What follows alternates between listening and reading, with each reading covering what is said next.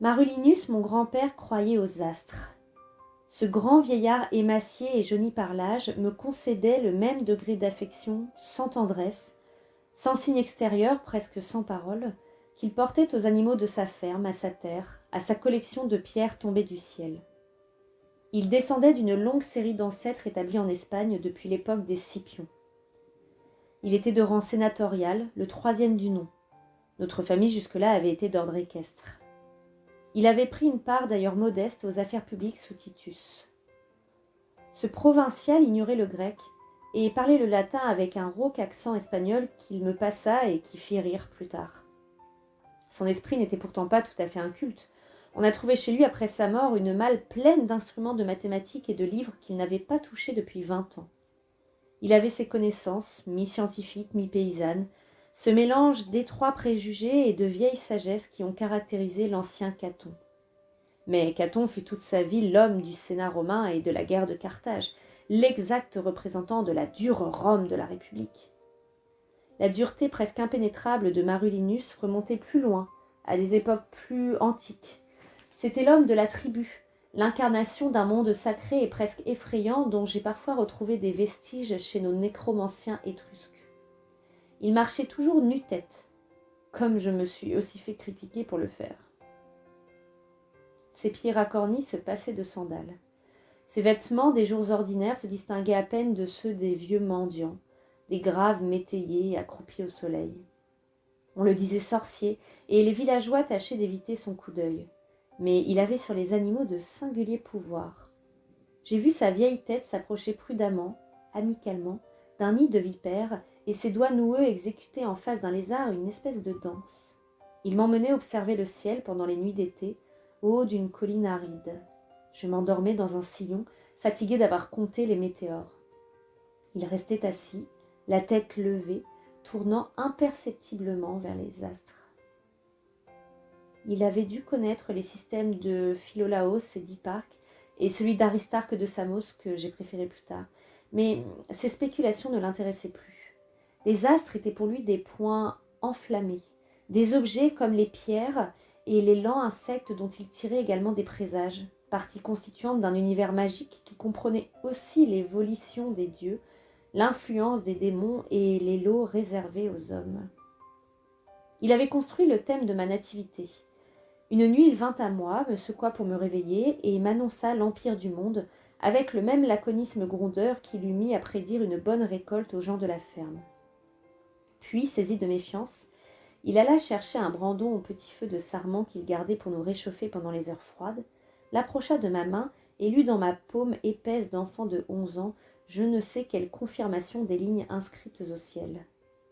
Le monde était pour lui d'un seul bloc. Une main confirmait les astres. Sa nouvelle me bouleversa moins qu'on ne pourrait le croire. Tout enfant s'attend à tout. Ensuite, je crois qu'il oublia sa propre prophétie, dans cette indifférence aux événements présents et futurs qui est le propre du grand âge. On le trouva un matin dans le bois de châtaignier aux confins du domaine, déjà froid, et mordu par les oiseaux de proie. Avant de mourir, il avait essayé de m'enseigner son art, sans succès. Ma curiosité naturelle sautait d'emblée aux conclusions sans s'encombrer des détails compliqués et un peu répugnants de sa science. Mais le goût de certaines expériences dangereuses ne m'est que trop resté. Mon père, Aelius Afer Adrianus, était un homme accablé de vertu. Sa vie s'est passée dans des administrations sans gloire. Sa voix n'a jamais compté au Sénat.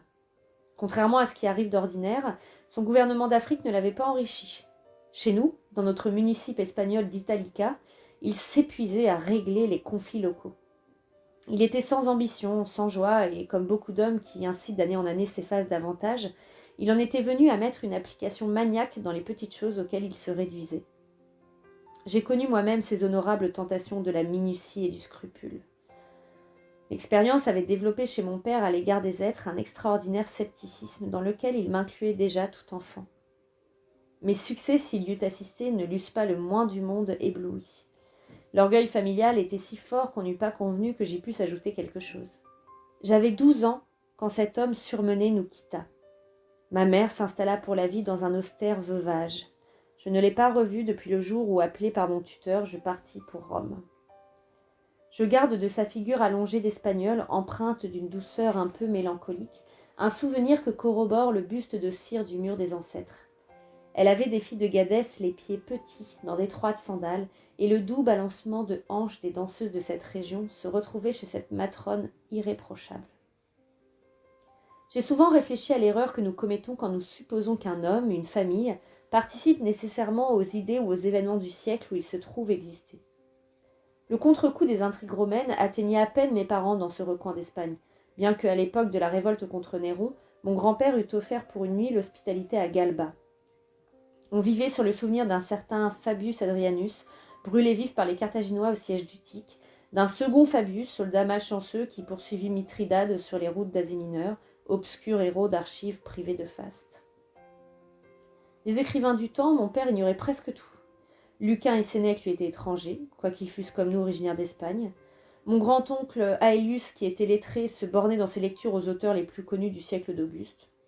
Ce dédain des modes contemporaines leur épargnait bien des fautes de goût. Il lui avait dû d'éviter toute enflure. L'hellénisme et l'Orient étaient inconnus ou regardés de loin avec un froncement sévère. Il n'y avait pas, je crois, une seule bonne statue grecque dans toute la péninsule. L'économie allait de pair avec la richesse, une certaine rusticité avec une solennité presque pompeuse. Ma sœur Pauline était grave, silencieuse, renfrognée et s'est mariée jeune avec un vieillard. La probité était rigoureuse, mais on était dur envers les esclaves. On était curieux de rien, on s'observait à penser sur tout ce qui convient à un citoyen de Rome. De tant de vertus, si ce sont là bien des vertus, j'aurais été le dissipateur. La fiction officielle veut qu'un empereur romain naisse à Rome, mais c'est à Italica que je suis né. C'est à ce pays sec et pourtant fertile que j'ai superposé plus tard tant de régions du monde. La fiction a du bon. Elle prouve que les décisions de l'esprit et de la volonté priment les circonstances. Le véritable lieu de naissance est celui où l'on a porté pour la première fois un coup d'œil intelligent sur soi-même. Mes premières patries, moi, ont été des livres. À un moindre degré, des écoles. Celle d'Espagne s'était ressentie des loisirs de la province. L'école de Terentius Corus à Rome enseignait médiocrement les philosophes et les poètes, mais préparait assez bien aux vicissitudes de l'existence humaine. Les magistères exerçaient sur les écoliers une tyrannie que je rougirais d'imposer aux hommes. Chacun, enfermé dans les étroites limites de son savoir, méprisait ses collègues, qui tout aussi étroitement savaient autre chose. Ces pédants s'enrouaient en disputes de mots. Les querelles de préséance, les intrigues, les calomnies, tout ceci m'a familiarisé avec ce que je devais rencontrer par la suite dans toutes les sociétés où j'ai vécu, et il s'y agitait la brutalité de l'enfance.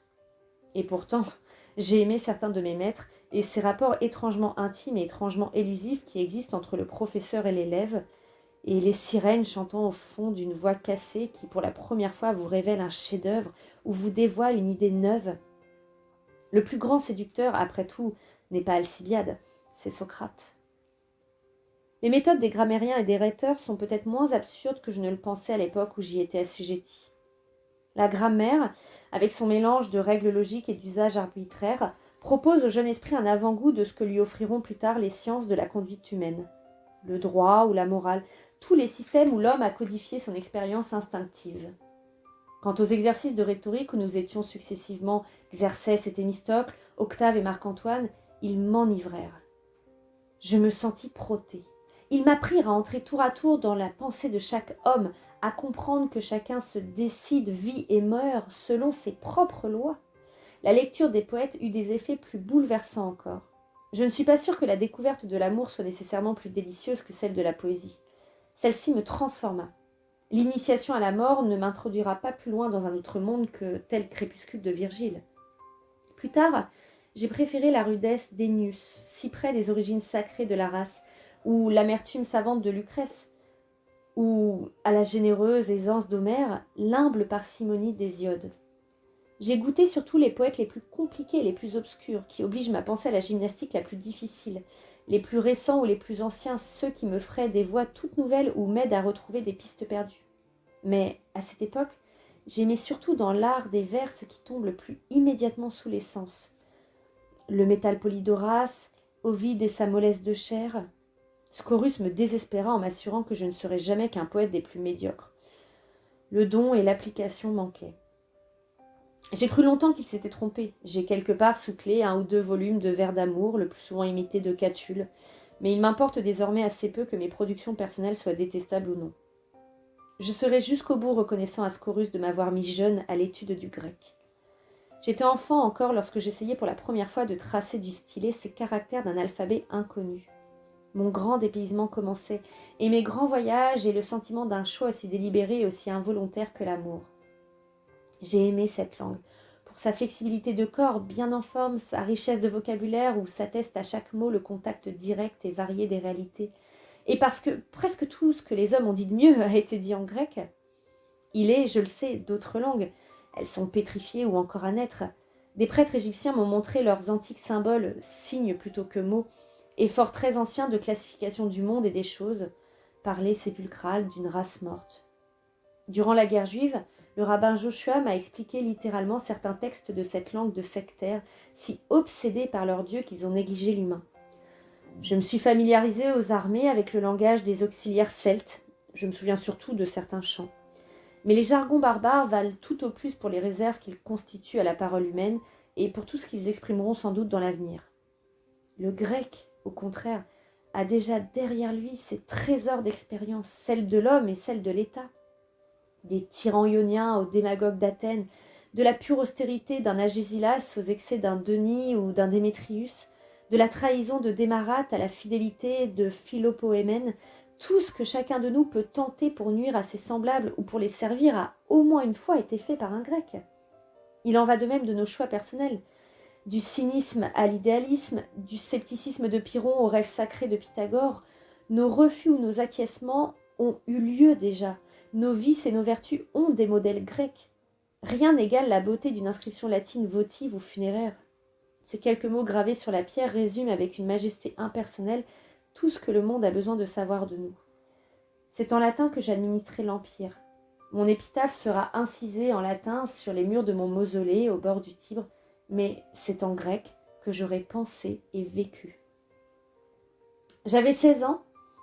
Je revenais d'une période d'apprentissage auprès de la 7e Légion, cantonnée à cette époque en pleine Pyrénées, dans une région sauvage de l'Espagne citérieure, très différente de la partie méridionale de la péninsule où j'avais grandi.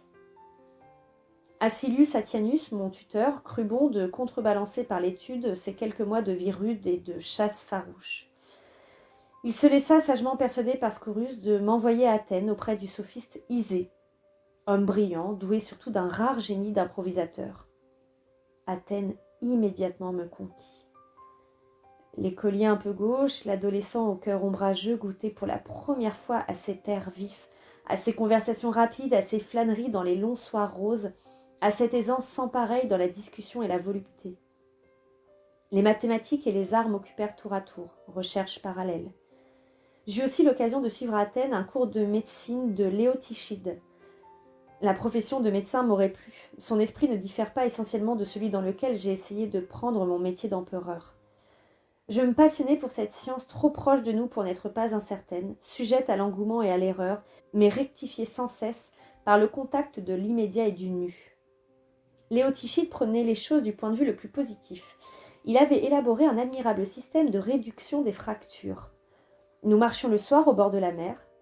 Cet homme universel s'intéressait à la structure des coquillages et à la composition des boues marines. Les moyens d'expérimentation lui manquaient. Il regrettait les laboratoires et les salles de dissection du musée d'Alexandrie qu'il avait fréquentés dans sa jeunesse. Le choc des opinions, l'ingénieuse concurrence des hommes. Esprit sec, il m'apprit à préférer les choses aux mots, à me méfier des formules, à observer plutôt qu'à juger. Ce grec amer m'a enseigné la méthode. En dépit des légendes qui m'entourent, j'ai assez peu aimé la jeunesse, la mienne moins que toute autre. Considérée pour elle-même, cette jeunesse tant vantée m'apparaît le plus souvent comme une époque mal dégrossie de l'existence, une période opaque et informe, fuyante et fragile. Il va sans dire que j'ai trouvé à cette règle un certain nombre d'exceptions délicieuses et 2 ou 3 d'admirables, dont toi-même, Marc, aura été la plus pure. En ce qui me concerne, j'étais à peu près à 20 ans ce que je suis aujourd'hui, mais je l'étais sans consistance. Tout en moi n'était pas mauvais, mais tout pouvait l'être. Le bon ou le meilleur étayait le pire. Je ne pensais pas sans rougir à mon ignorance du monde, que je croyais connaître, à mon impatience, à une espèce d'ambition frivole et d'avidité grossière. Faut-il l'avouer ? Au sein de la vie studieuse d'Athènes, où tous les plaisirs trouvaient place avec mesure, je regrettais, non pas Rome elle-même, mais l'atmosphère du lieu où se font et se défont continuellement les affaires du monde. le bruit de poulies et de roues de transmission de la machine du pouvoir. Le règne de Domitien s'achevait. Mon cousin Trajan, qui s'était couvert de gloire sur les frontières du Rhin, tournait au grand homme populaire. La tribu espagnole s'implantait à Rome. Comparé à ce monde de l'action immédiate, la bien-aimée province grecque me semblait somnoler dans une poussière d'idées respirées déjà. La passivité politique des Hellènes m'apparaissait comme une forme assez basse de renonciation. Mon appétit de puissance, d'argent, qui est souvent chez nous la première forme de celle-ci, et mon appétit de gloire, pour donner ce bon nom passionné à notre démangeaison d'entendre parler de nous, était indéniable. Il s'y mêlait confusément le sentiment que Rome, inférieure en tant de choses, regagnait l'avantage dans la familiarité avec les grandes affaires qu'elle exigeait de ses citoyens, du moins de ceux d'ordre sénatorial ou équestre. J'en étais arrivé au point où je sentais que la plus banale discussion au sujet de l'importation des blés d'Égypte m'en eût appris davantage sur l'État que toute la République de Platon.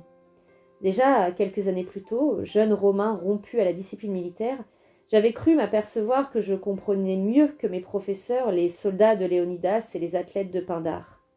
Je quittai Athènes, sèche et blonde, pour la ville où des hommes encapuchonnés de lourdes toges luttent contre le vent de février, où le luxe et la débauche sont privés de charme, mais où les moindres décisions prises affectent le sort d'une partie du monde, et où un jeune provincial avide, mais point trop obtus, croyant d'abord n'obéir qu'à des ambitions assez grossières, devait peu à peu perdre celles-ci en les réalisant, apprendre à se mesurer aux hommes et aux choses, à commander, et ce qui finalement est peut-être un peu moins futile, à servir.